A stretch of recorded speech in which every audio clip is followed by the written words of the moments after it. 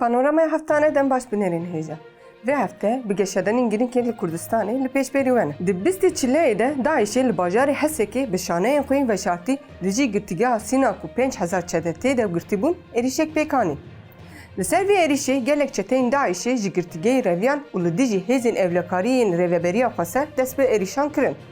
Hêzên Sûriya Demokratîk, hêzên antîterorê û hêzên evlekariya hundirîn li dijî êrişan bi hemwextî bersivek Kurdan û êrişa çeteyan pûç kirin.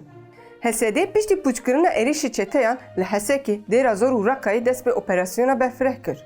Di encama operasyonê de di 26 Çileyê de girtîgeh bi temamî ket bin kontrola hêzên Sûriya Demokratîk û çete xwe radestî HSD kirin. Di 26 Çileyê de dîrok li Hesekê xwe dubare kir. Ji ber ku beriya 7 salan yanî di 26 Çileya 2015 de jî Kobanî piştî berxwedana 134 rojan bi temamî ji çeteyan hat paqijkirin. Rizgarkirina Kobanî bû destpêka têkçûyîna çeteyan.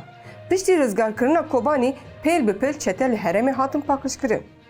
Ji roja rizgarkirinê heta niha Kobanî ji çeteyan û hevkarên wan re bû der. Çete û hevkarên xwe ji bo destkeftiyên Kobanî têk bibin û jinû ve xwe li herêmê bêrîxistin bikin, di 21 Çileyê de êrişê girtîgeha Sînak kirin. Lê têkçûna çeteyan bi hêza şervanên gel li Hesekê hat dubare kirin.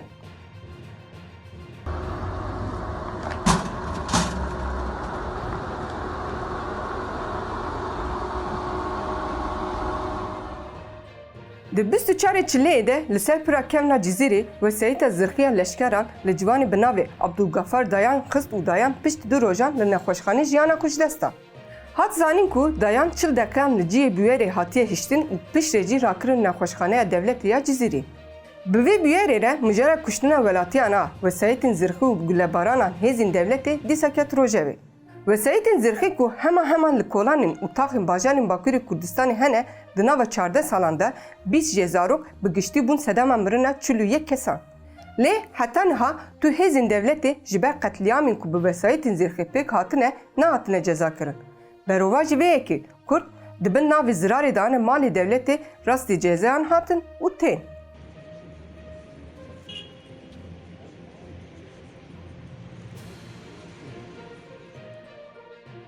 Di 26 Çileyê de di çarçoveya lêpirsîna bi îdaya propaganda rêxistiniya jaliyê ser dozgeriya Komerya Amedê ve tê bi rêvebirin de polîsan li navçeya Rêzana Amedê bi ser avaya rêxistina Partiya Herêmîna Demokratîk a bajarê Amedê de girtin. Polîsan li avahiya DBP de ku dorpêç kiribûn de 7 saetan lêgerîn pêk anî. Polîsan di serdegirtinê de kelûperên li avahî bela kirin û dest danî ser alavên tevgera jinên azad, hîn kova, pirtûk û rojname û hard dîska kompîtera.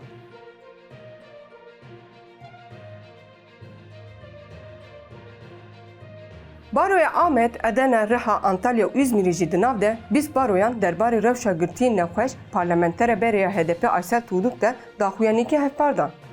Baroyan di daxuyaniya xwe de destnîşan kirin ku rewşa Tuğluk ne baş e û ji bo parastina mafê jiyanê daxwaz kirin ku înfaza Tuğluk bê taluk kirin û ji bo tedawî bê berdan. Di encama serlêdanan de di rewşa Aysel Tuğluk ya ku li girtîgeha tîpa feya Kandırayê dimîne dîsa bê nirxandin.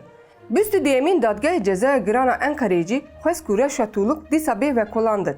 Li ser vê yekê jî ATK biryar dar ku rewşa Tuğluk dîsa lekolîn bikin. Tê payîn ku Tuğluk di nava vê hefteyê de biçe ATK.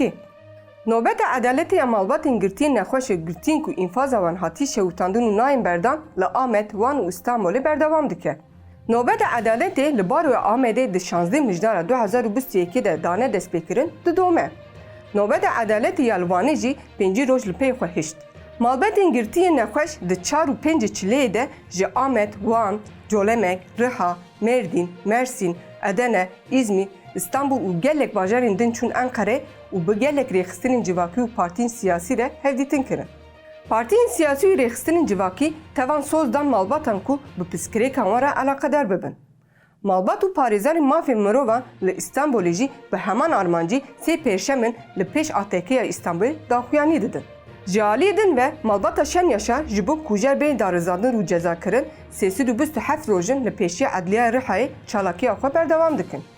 Emîne Şen Yaşar û laxa xwe Ferîd Şen Yaşar di nehê adara 2021 de li ber Edliya Rihayê dest bi nobeta edaletê kirin. Çalakiya Emine Şen Yaşar û kurê xwe Ferîd Şen Yaşar li ger hemû şertên zorê zivistanê jî didome. Malbata xwendekara zanîngeha Mûzûrê Gülistan Doku ku ji 5 Çilaya 2020 ve agahî jê nayê girtin jî di 1 Çilayê de li ber Edliya Dêrsimê dest bi çalakiya rûniştinê kirin. Çalakiya malbata Doku 29 rojan li pê xwe hişt. Malbat her roj bi weneyên Doku diçe ber Edliyayê û çalakiya xwe didomîne. Zareyekê hevin evê destê xwe ser wijdanê xwe kin. Wijdan û merhemê açarê serê xwe din ser yastixê dijîj bin. Belê binêrên hêja, em hatin dawiya bernamaya xwe. Hefte bê em ê bi geşadenên nû li pêşberî vebin.